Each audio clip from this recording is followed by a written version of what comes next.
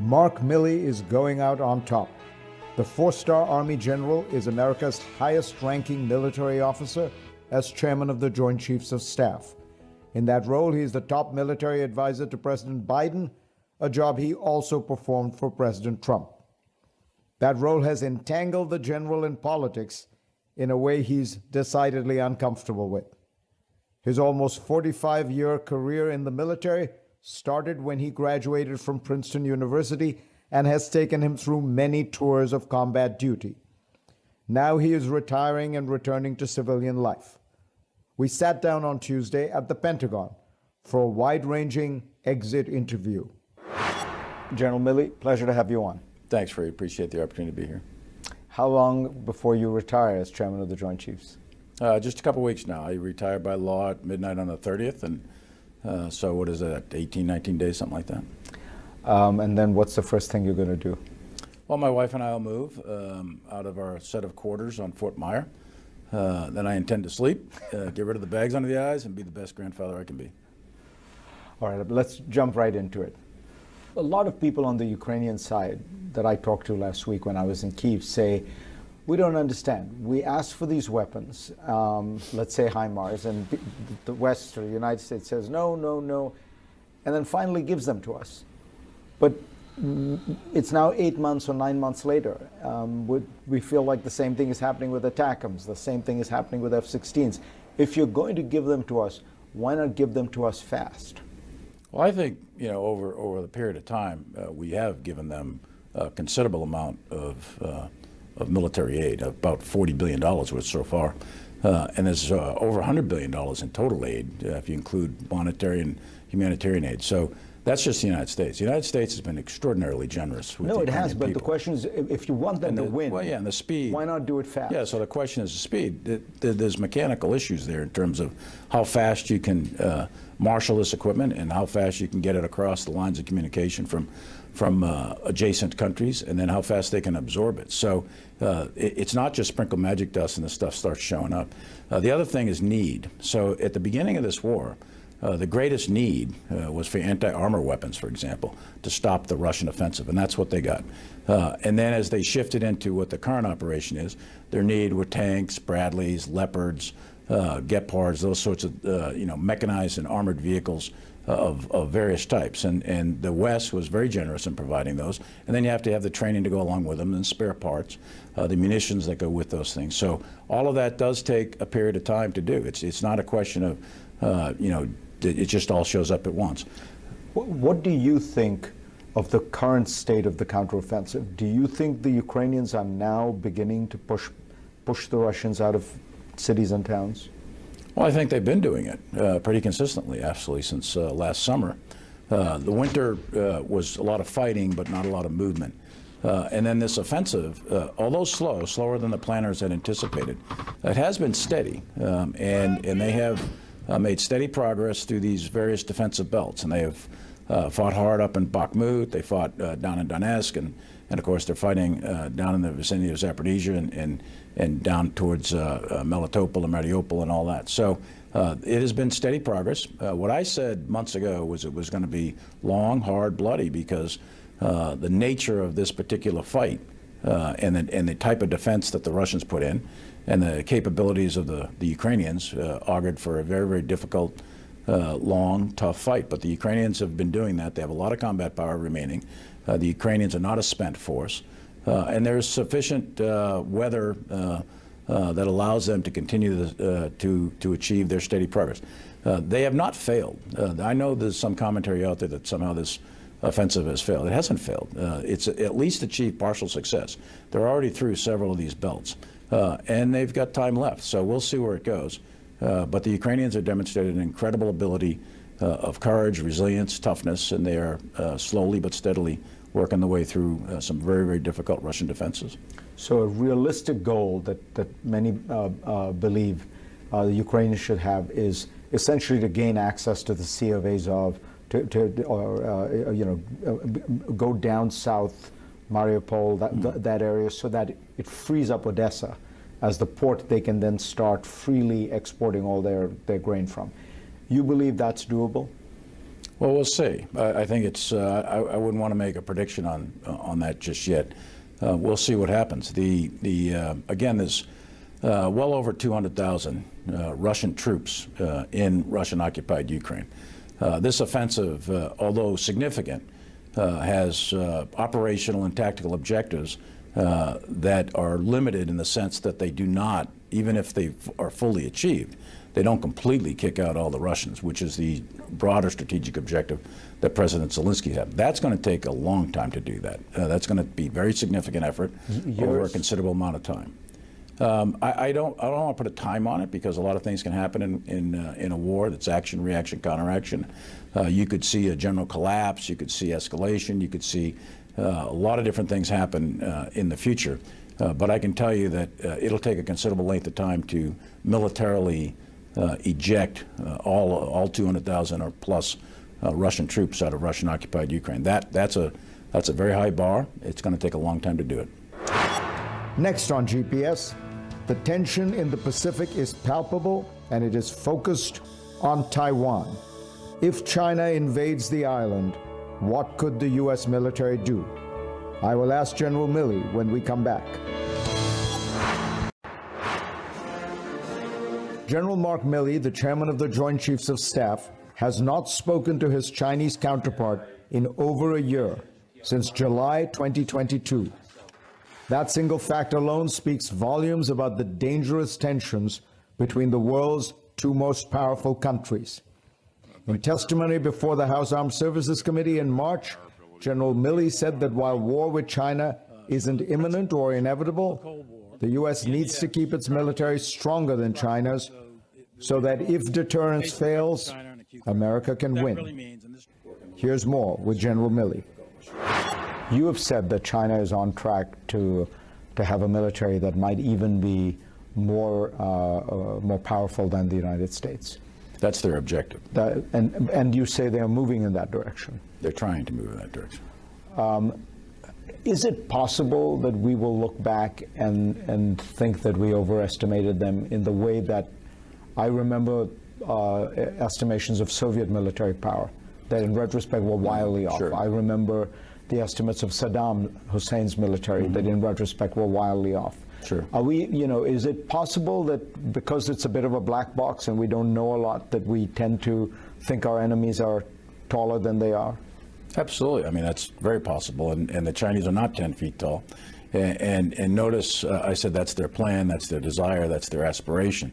And if we stay still, if the United States stays still and the United States military stays still and we don't modernize, then there's a reasonable chance the Chinese would succeed in doing that. But what you've seen, Fareed, is probably the largest shift in economic power in well over a century since the rise of the United States economically in the late 1800s, perhaps even multiple centuries, the rise of the West or the fall of Rome, something like that. You've seen an enormous shift in global economic power to China, beginning with the reforms of Deng Xiaoping in 79. I'm commissioned in 1980, so 45 years ago, the economics of the world began to shift. So today you've got the manufacturing capital of the world, without exception is China. And in the wake of that shift in economic power, the Chinese took that money and have invested in making a world-class military. That's what they're trying to do. They want a military that's very capable in space, in cyber, and then the traditional domains of land, sea, and air. They've developed, fourth and fifth generation fighter bombers, really copying our designs. They're trying to develop a blue water navy, a subsurface navy. They've reformed their ground forces from an infantry peasant-based army of the 1970s to a modern army with multiple commands, et cetera. So they're on the path to do that. And their goal is to exceed the United States military capability in East Asia, really by the end of this decade, certainly by the middle of next decade. And they want the United States to exit East Asia militarily and diplomatically. They want us to cease being the arbiter of outcomes in Asia. And they want to be the global challenger of the United States by mid-century. They want to meet or exceed U.S. military capabilities by mid-century. But we're not going to stand still. The United States is going to continue to modernize, continue to invest. And I know it sounds a bit like a bumper sticker, but there is value in the phrase peace through strength. So the objective here is deterrence. You don't want a great power war. We had a great power war in World War I. We had a great power war in World War II. We haven't had one in 80 years. And we need to make sure that we avoid a great power war. And China, can be evaluated a lot of different ways, but great power is certainly what they are. Economically, militarily, they're capable. And we should try our very best to avoid open armed conflict with China. The most likely flashpoint is Taiwan. Reports say, Christian Brose's book, he was an aide to Senator McCain, that the Pentagon has done many war games over Taiwan. The U.S. has almost never won in those war games. Is it possible for the United States to repel a Chinese invasion of Taiwan? It's entirely possible, yeah. So I've done a massive amount of war games over the years. I'm in my 44th year of service. War games start out with training objectives. A lot of times you're experimenting in them. You're introducing new capabilities. So you got to be careful with the conclusions from quote-unquote war games. They're typically not exactly free play, and they are designed to achieve certain outcomes to begin with. So I would tell you a couple of things in an unclassified way about Taiwan. First of all, we, the United States, still maintain the Taiwan Relations Act, the communication assurances that go with that. And we, the United States, want a peaceful outcome between Taiwan and the People's Republic of China. And whatever that is between those two peoples, that's the U.S. desire, right, as long as it's done peacefully. But militarily, I think China would make a grave strategic mistake if they attempted to attack to seize the island of Taiwan. That's not the only option, by the way. But to attack and seize the island of Taiwan is a very high bar. It's the most complex of all operations to do. And frankly, the Chinese military capability is probably not there right this second to do that.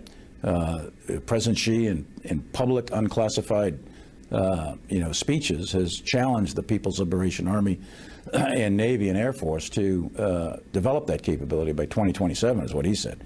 It used to be the 2030s, and he moved it to 2027. That doesn't mean he made a decision to do it, but that means that he wants them to have the capability to do it. And what that also means is they don't have the capability right this second, at least in his mind. Next on GPS, the chairman of the Joint Chiefs of Staff is supposed to be an apolitical job. But Mark Milley has been thrust into politics regardless. I'll ask him about that when we come back. General Milley was the Army's Chief of Staff in 2018 when he made history. He became the first ever chairman of the Joint Chiefs, whose nomination was announced in a tweet. In the message, then President Trump called both Milley and his predecessor, Joe Dunford, incredible men. Trump would come to turn on his chairman and embroil him in politics. He stayed on when President Biden took office. In a recent Rose Garden address, Biden said to Milley, "I trust you completely. Now, more of General Milley's exit interview with me. General, let me ask you about some questions relating to civil-military relations, because you occupy a unique position. You are a uniformed military officer, but you are also the principal advisor to the president. You said after President Trump asked you to walk with him on that infamous walk through Lafayette Park, and you held up the Bible, that you made a mistake, that you shouldn't have been there. What was the mistake in your mind? How would you characterize what you did wrong and what lesson you learned? Well, I think the key thing is that the United States military must be apolitical, or actually non-political, and non-partisan.